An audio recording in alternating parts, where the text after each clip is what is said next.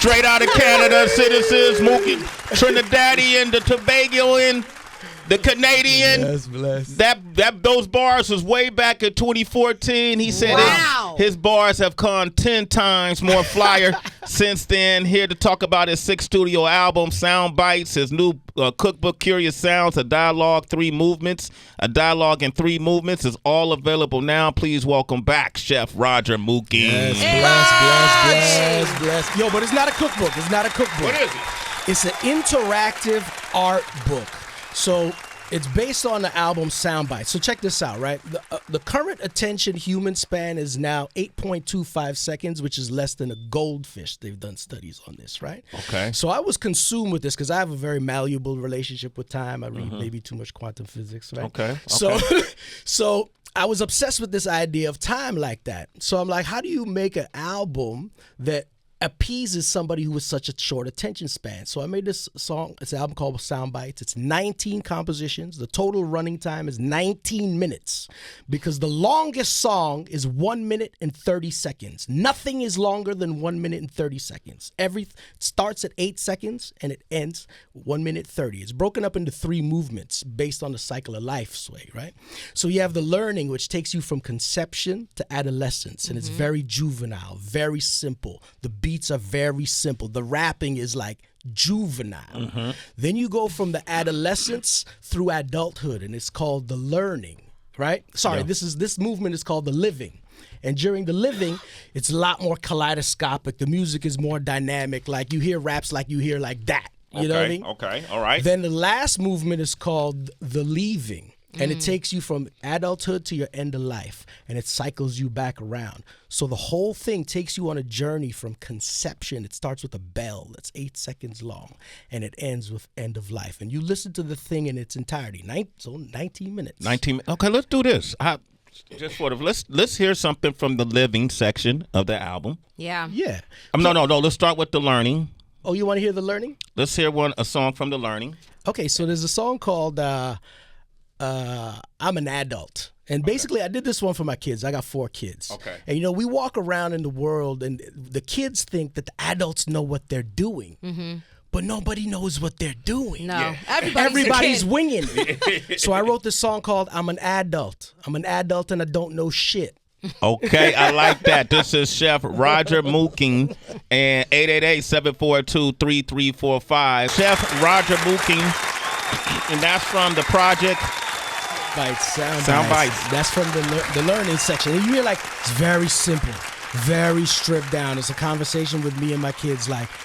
We don't know what's going on, right? Yeah, I like it. And so, by the way, this guy is a Juno award-winning hip-hop lyricist and producer with 5 commercial studio albums under his belt. In case you don't know, Junos, you could compare it to a Grammy for Canada, right? And he comes from a slew of groups too.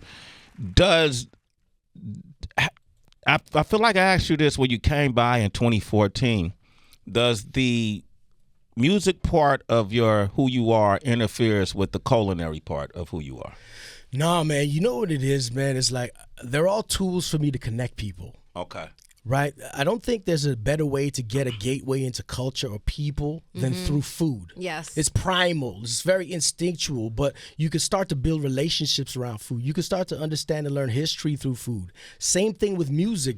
That beat hit and everybody's responded to it physically. Right? So I use those 2 things as just vessels to to create a space to bring people together, man. So, Heather knows, man. I come up to her crib, and it's love, right? He be at Heather's crib. He get to go in places I don't. Oh, gosh. I'll just put that out there, man. The lies. Hater. I'm wondering, Raj, success in the culinary industry, the restaurant industry, to be super, super specific, is very difficult. I think the stats show that 60% of restaurants close after their first year in business. 80% of restaurants close after 5 years in business. The beautiful thing about you is all your many layers. You're very multidimensional, so you can go in all of these different lanes and reinvest in another one. Can you speak about some of the challenges that you've had to overcome in the restaurant industry and how this sector of your life, the creativity from music, how that has helped as well. Well, it's interesting because it really fed the other thing. I'll tell you, I was working in a hotel, very prestigious hotel in Toronto, right? This really inspired me to do what I'm doing now. I went having lunch in the lunchroom, and outside the lunchroom, they had a picture of all the chefs across the portfolio globally. And, they got places in parts of the world where a lot of people like us. I noticed now one person on that board looked like me. So I went up to the chef. I said, yo, chef, can I talk to you a second? Yeah. He says, yeah, of course, my door is open anytime, Raj. Come talk anytime, right? So I'm like, okay, chef, I'm outside. I noticed that I look at the board and I don't see one person on the board that looks like me, right? He said to me, and I think of this as an employer now, right? He said to me, he goes, well, it just seems like y'all are not that interested. Wow. Whoa. So, first of all, I was there talking to you because I'm interested. Right. Second of all, in that moment, I decided I'm never working for nobody ever again, ever, as long as I live. And I started building what you see now, right? All that time ago. And so really it's like those two worlds, and the music gives me the freedom to express what I need to do. Because, I come from a long line of a lot of bad mental health in my family. My grandmother passed away in a mental institution. Like, it's just there's a lot of that in my family, and I have to do music. Yes. I have to do something to get these ideas out of my person, or else we wouldn't be talking. We wouldn't be talking, you know? So that's what really feeds that. And it's a driving force, because I realize now there's other kids, because there was no me coming up. I could see Yan Can. I could see, Julia Child. There was not a me. So now I know that I'm doing something that there's a me that somebody else coming up could see and understand, okay, well, look, you can make a lane, in whatever you do. And I think that this allows us an opportunity to kind of showcase, I'm doing art in this book, visual art, paintings and photography and stuff that I've been just doing on the side for 10 years, and now I'm releasing it in this book along with the music and all this stuff, right? So there's a whole other lanes kind of opening it up, and I hope it gives people inspiration to say, look, you could do, because you contain multitudes. So showcase your multitudes. Why create a box? Because the world is going to throw a box on you. Why put a box on yourself? Expand, and share that with the world, and it'll bounce back. That's just, that's just how I look at it. This is the one and only professional, internationally recognized chef, Juno Award-winning chef right here, and art and MC, who goes by the name of Chef Roger Mooking. He's talking about his new book, Curious Sounds, a Dialogue in 3 Movements. Mike Muse, you want to jump in? Yo, Chef, I had a question for you. So I'm all about watching barbecue shows on television and Netflix, and I know you've done Man on Fire. You've been inducted into the Black Barbecue Hall of Fame, and you said something that music and food go hand in hand. I can't think of a better time period than at a barbecue. But I have a personal question. Of course. I keep hearing on these barbecue shows about a reverse sear. Could you talk to me about the proper way to do a reverse sear on the grill with a nice steak? So reverse sear, traditionally you take the cold steak, you put it on the hot grill, and you just cook it like that, right? And let it go, and you have the high heat is going, you run the propensity of risk to kind of burn it and stuff. With the reverse sear, what you do is you cook it very slowly at the beginning to a specific temperature. So let's say you have a rib roast or something, right? You bring it up to a color beneath the color you want based on temperature. So if you want to cook a medium steak, you bring it up to medium rare, very slowly over time in 250 to 300 degrees. Now you can either smoke that, you could sous vide that, you could put it in a slow oven, but you're bringing it up very slow, and then you stabilize the temperature there, and then you rest it, right? So what happens is that because of that slow cooking, it starts to break down some of the collagen tissue. It tenderizes the meat. It denatures the proteins, and it makes it really tender, right?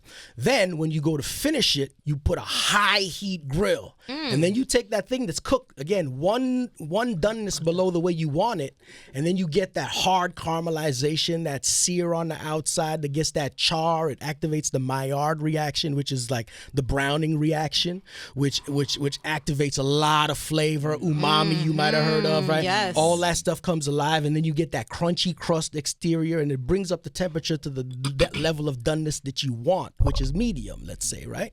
And then when you eat that thing, man, it's blast. You made me so hungry right now. Damn, it made me horny off that shit. The hell? Shit sound good. Damn. I also love how much you know the science behind culinary arts too, because it's called culinary arts, but it's also culinary science. Was that easy for you to grasp? I just read. I read like all kinds of things. Like I say, I read about like quantum physics, philosophy, cooking recipes, the history of salt, like like I just consume information. I'm such a curious person. And so whether it's like the craft and the art of it or the science, like one time I was working with this French pastry chef, and I'm not really a pastry chef, right? And he was talking about tempering chocolate. Now, when you temper chocolate, you got to bring it up to a certain temperature, drop down the temperature, bring it up to the temperature, and then stabilize the temperature. Yeah. Otherwise, it gets really hazy and gloopy, and it doesn't set hard, and it's not shiny and glistening. So I asked him one day, and he's like a very romantic French dude, right? Romance of food. I said to him, what's the temperature you bring it up to, and then down to, and then up to? He looked at me, he's like, there is no temperature. I was like, well, there has to be a temperature. He's like, there is no temperature. It is feel. Oh, man. And he just feels it. Like he was trained to just know the feel. So you can know the craft from feel, but you can also know the craft through science. Okay. But if you want to know the truth in everything, you have to prove it across every discipline. For instance, we can fight about XYZ. But we can't fight about gravity. In every instance, if you pick this up and drop it, gravity is going to happen. If you do that in China, if you do that in Poland, if you do that in Ukraine, you pick it up, it's going to drop. Right. You put it in any environment, under any stress, it's like, I look at the scientific method is like you create a hypothesis and then you try and poke holes in it. Yes. Right? So try and poke holes in the proof of gravity. So I always like to try and find out a concept like, let's say, tempering chocolate, and then how do I try to poke holes in it? And if it continues to prove itself over and over, whether through craft and feel or through science, and they corroborate that information is fact, well, that's a fact. I love it. And you can share it with any audience. Yeah, because, sometimes some people are more academic and other people just have the spirit and the feel. The feel. The feel. Come and tell it. Yeah, exactly. Roger, come and tell it. So that's what it is. Oh, you ain't got no French in them. No, I'm bad with the French, bro. I live in Canada and I'm bad with the French. Oh, okay. Oh, man. Sean Stevenson came up here and we talked about the food industry across the world. Yes, sir. And I want to get your take on it. You know, what I asked him was about foods that a person who don't like to eat gluten, right? That the food has allergens. Allergens that overseas they can eat food with gluten in it, and it's not the same effect or the same impact that it is over here. And then there's so many foods that are banned over there. That we get over here. I heard you talk about that the other day. You saw that, right?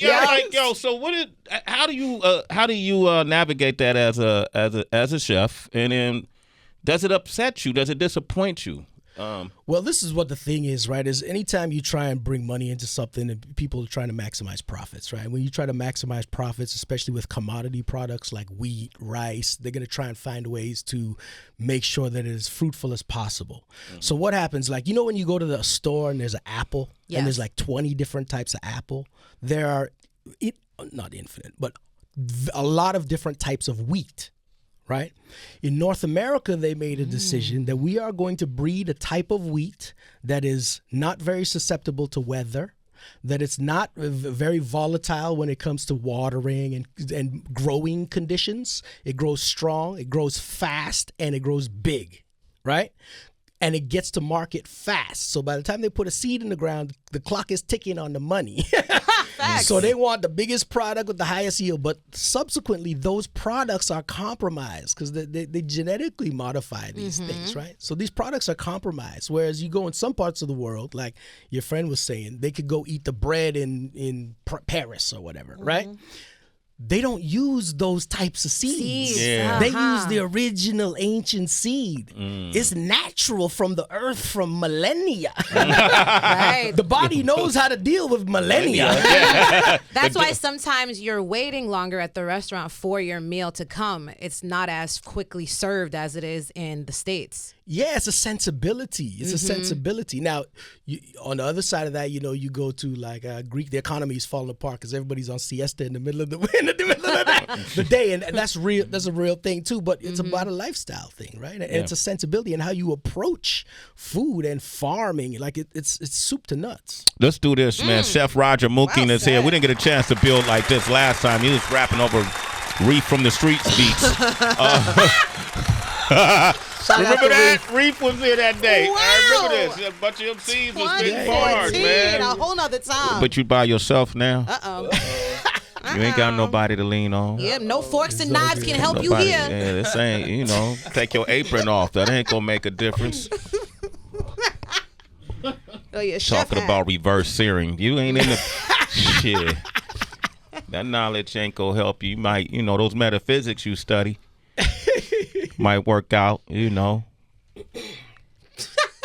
where you are? I know where I'm at, bro. Where you at? The land of the hyena. You better act like you know you in the valley of the hyena. DB, drop a beat on him. Come on. All right, we're going to talk about the world. You already talk about the world? Let's do it. You want to hear about the world? This shit is fucked up. You know it. You see it. Chef Roger Mooking. The scales are all tipping. We tripping and stumbling. It's like we all tripping. The emperor's clothes are all ripping. Get your Botox lip clip till the top lip flip down and the roof peel back. Now hop down. Run around town riding low, selling Geronimo. Splitting morals, we camel toe. None of us are models though. It's not a fashion show, it's just a passing grade, but we passing low. I guess it's cool as long as we pass and go. And cashing in our passion for a stash of dough. There's gotta be more, it don't last. We roping in the next dopamine blast. It's up and down and it go fast. It's like we flying in a hurricane, captain in an unmanned plane, overflowing weekends in the rain. I got my hands on my brain, it's insane, so I'm putting my head down on my hope up like I'm doped up. Looking to get a help up from a helper, throwing the rope down so they can pull the rope up. I'm pocketing every single 4-leaf clover, cause life is up and down and then it's over. And then it's over. And then it's over. And then it's over. See, at teams I feel like I'm a apostle, plus I'm a possible. Check it out. Yo, shit. At times I feel like I'm an apostle, plus I'm awesome. At times impossible like a possum. Did I mention I was awesome? And underestimating me is gonna be costly, like the time you lost your car keys. I can feel it in my bones, I'm a new and improved clone. The audacity, even my masters asking me to slow down. They can't stay fastened. It's usual, my imagination is unusually hyperactive. And you never see my teeth until my back is up against the wall. Over there where that crack is. You know where that stack is? Actually, checking the box. You know where Jack is? Y'all figuring out what it is my knack is. One thing's for sure, it's not my knockers. Looking to the future, no binoculars. I wish I could see where Barack was. I wish I knew exactly where Pac was. No crapping, no crappo. These politicians is like a crap hole. Full of shit, fucking assholes. There you go, Chef Roger Mooking. Wow. I got, man. I agree. Bars, son. Bites and bars, son. Sound bites. Roger Mooking. That's MOOKING. This is an interesting caller. I'd be remiss if I didn't take Tim from Indianapolis. I know Heather got to head to Urban View. Yep, channel 126. What up, Tim? Tim's a farmer. He want to talk to you about organic fertilizer with. Yeah. Talk to him, man. Real quick, Tim. We're closing the show. Don't have us overtime. Go ahead. Yeah, it's no big deal, but I didn't overhear, but I heard you talking about, people, it's almost like instant gratification by using these fertilizers that make plants and seeds and all these things grow a lot faster that aren't good for you. And what I'm wondering is, what is your stance on, because I have farmland and I use manure and, whether... the animal and where it comes from and all that stuff, it's 100% organic. It's all these nice things. But how do you supplement people looking for that instant produce or whatever you want to call it versus the organic? And how do you supplement not keeping up with these guys that are using these, chemical-based things that make your seed, grass, whatever grow versus what you have to do the right way. Yeah, so it's a great question, but I think there's two pieces to that, right? One piece is if you're doing it individually and you have a little piece of land or a windowsill that you can do some stuff like that, you can manage that individually. But when you try to scale that across the population of 8 billion people around the world, it becomes increasingly difficult. Not impossible, but increasingly difficult because people are trying to commoditize and build the most profit possible. So they cut corners, right? What I think the future is going to be vertical farming. So we can do the farming in small footprints, a lot of farming that's going to be able to feed the masses of people that are on the planet right now in a sustainable way that really treats the earth. Because, we've built this thing called civilization. But you look back and it's like the indigenous people of every country in the world, if we followed what they were doing, we would still be fruitful, living healthy, and right? We wouldn't have all of these issues that we have right now. We respect you take food from the earth, you bless, Yeah. Go ahead. I agree with you, but when you talk about 8 billion people, I mean, that's the amount of people on Earth total. So it's not 8 billion people that are consuming what farmers or whoever is providing, whether it's fruit, but it vegetables. It is. Everybody got to eat. There's 8 billion of us, right? And I want to get away from this idea of compartmentalizing humanity. We all on this rock together. When this shit fall apart, we all falling apart together. Right? So no matter what factions and groups or social environment you circulate around, when the floods come, and you see it all over the world, the floods and the fire and all this stuff is happening. It's happening to us collectively. So we have to operate collectively. So we have to consider 8 billion. We saw that with COVID. Yeah. Hey, Tim, do me a favor. Reach out for him directly. Roger, give out your information. Yeah, at Roger Mooking, as it sounds and looks on every social. And you're a citizen, Tim. Thank you for what you do as a farmer, man. Hold your head, brother. Hold your head. You super citizen. Swing in the morning. Hey, give this man a round of applause, Chef Roger Mooking, for coming by today. We appreciate you, man. Always love. And make sure you follow him at Roger Mooking, Mooking.